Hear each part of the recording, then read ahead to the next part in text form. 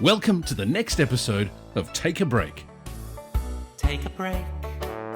Keep the whole world guessing. Take a break from the human race. Take a break when it gets depressing. Take a break. Pat Armistead is a voice for all that is joyful. In this series, she brings a fresh approach to emerging consciousness. Through conversational, social and emotional intelligence, she and her guests explore new models of leadership that embrace humour, empathy and compassion.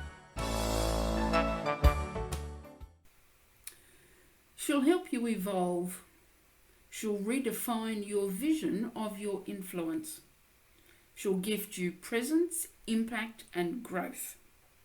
She says, you were born to change your world, and I was born to support you. I, frankly, was stunned. This is one impassioned woman. Her name is Dion Johnson, and this is an excerpt from the full episode coming soon on Take a Break, Raising Consciousness at This Time. Because I didn't know you were a midwife. So I don't know, I didn't see that anywhere. And I'm like, well, I'll be blown, of course, you know, and then all of your language and then why you understand woman so well and woman's capacity and then your life experience and the things that have shaped how you came. Yeah. So what I meant to ask you, but it doesn't matter, but what happened when you were 40?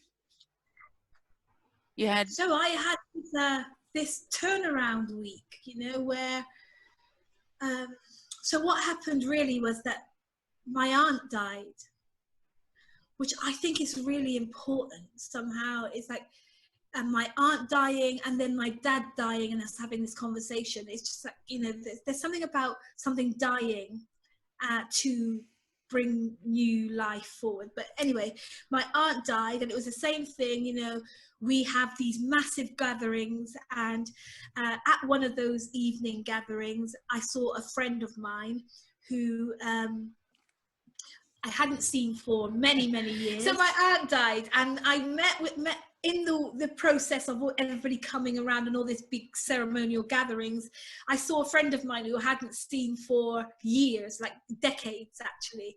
And, you know, we were catching up and, you know, we were really enthusiastically talking and she had this 10-year-old son now. And, but this 10-year-old boy was getting in the way of our conversation. Like he was really, you know, he was just making funny noises and he was really it was difficult to talk. So this woman said, you know, what's the matter with you, boy? Go and sit down. Can't you see we're talking? And he said, but mum, and he pointed to my face and he said, she's so ugly. And when he said it, it felt like somebody had punched me inside. But I really noticed, like a fly on the wall, I really noticed how his words crippled me inside, but on the outside, you couldn't tell. You couldn't tell that I had been hurt like that. Yeah. And I noticed that as if I were a third person watching it. And then I kind of bounced that. The very next day, I was standing in my church foyer and these kids came up behind me, tapped me on the shoulder. I turned around, they pointed at my face, and then they giggled, they laughed, they jeered, they poked fun at my face, and then ran off.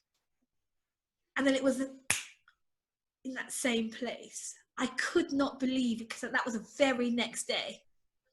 And then, you know, all that week, things were happening. Punch, that's it. It was all about my face. I just could not believe it. And then it was a funeral and I saw my friend Jay and she said, oh, Dion, I've got to tell you, I've been thinking about you since my son said that and I'm really sorry. And, you know, oh my God. And my auntie who had heard her speak and said, what happened? And then she started relaying the story. And Auntie said, don't worry about Dion. She doesn't care. She doesn't feel any way. She's okay. She's strong. She doesn't care. It doesn't hurt her. She's fine. But it was hurting. Yeah. And then this woman said, no, but my son, he watches Star Trek, he watches Star Wars, he watches Doctor Who. He's into all of these aliens. So I don't see why he should go on like that about Dion. And I'm just standing here and these two women are having a conversation. And I realize that now they're comparing me to monsters on TV shows. And it's hurting. It's hurting. It's hurting. It's hurting. And then, and then I lost my glasses. I lost my artificial eye and my glasses. It's fallen down the back of the radiator. And it sent me into a spin. I just thought, I can't go to my aunt's funeral. I don't have my glasses, blah, blah, blah. And ended up going to the funeral, but feeling really conscious of people looking at me without my glasses on. And realized that something was very, very wrong. I was hurt. I was not only hurting because I'm grieving, but hurting because now I didn't have my mask in place, and it was all too much.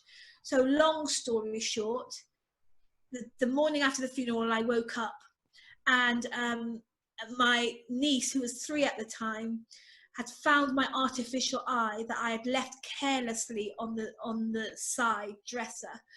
As she was playing around me as I slept, she'd found it, and it freaked her out. She couldn't understand in her 3-year-old mind why Auntie's eye was on the side. It was just too much for her. And so when I woke up and went to her, she was devastated. She was crawled up in a little ball in the corner. She couldn't look at me. She didn't want me to touch her. These little silent tears just streamed consistently down her cheek. And it just was the icing on the cake, because it was all happening in the same week. And so it sent me to my knees. I had my hands up in the air like this. I was saying, God, something's really hurting. Like, I don't know what this is. Like, I really, and then I had a conversation with God, and he challenged me. Why are you hiding, girl? When are you going to let people see the real you? Like, why don't you take those covers off and show up for real? Why don't you let people experience the true you? Like, those questions, I don't know where they came from. I don't know why. I was gobsmacked by them. I just couldn't work out why God would be asking me that. It's like, surely he knew that I couldn't show up like this. Like, I couldn't force people to have to see me the way that I really am. And as I was saying, because I was talking out loud, because just that would be a God role.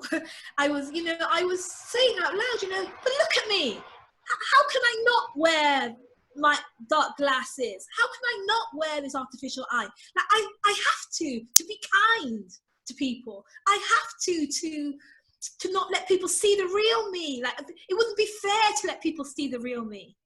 And as that was coming out of my mouth, another part of me was like this fly on the wall, thinking, that's bullshit. What do you mean? What do you mean it wouldn't be fair to let people see the real you? That doesn't sound right. What do you mean that wouldn't let? What do you mean? It would be cruel to let people see the real you. And what's up with that? I was distraught and I was hurt, but I was also on the other side, I was indignant. Like, that doesn't sound good to me. That doesn't sound correct. Like, something sounds wrong with that. So, while I was down there on my knees with my hands up in the air, my attitude switched, and I just, I kind of got to this place where I'm like, no. I'm gonna have to find a way to show up for real. I'm gonna have to find a way to let people see me. Like, I didn't know what that meant right then. Yep. Like, I think back then I was talking about my artificial eye and dark glasses. I was gonna learn to show up without that. But that was the opening to me learning about what it means to show up for real, in all the ways, in all the dimensions, on all levels. So that was like the opening. That happened, you know, around that was in 2009. So that's like 11 years now, 11 years of journeying, this learning how to show up for real. It's the beginning of it all. Yeah. I'm speechless.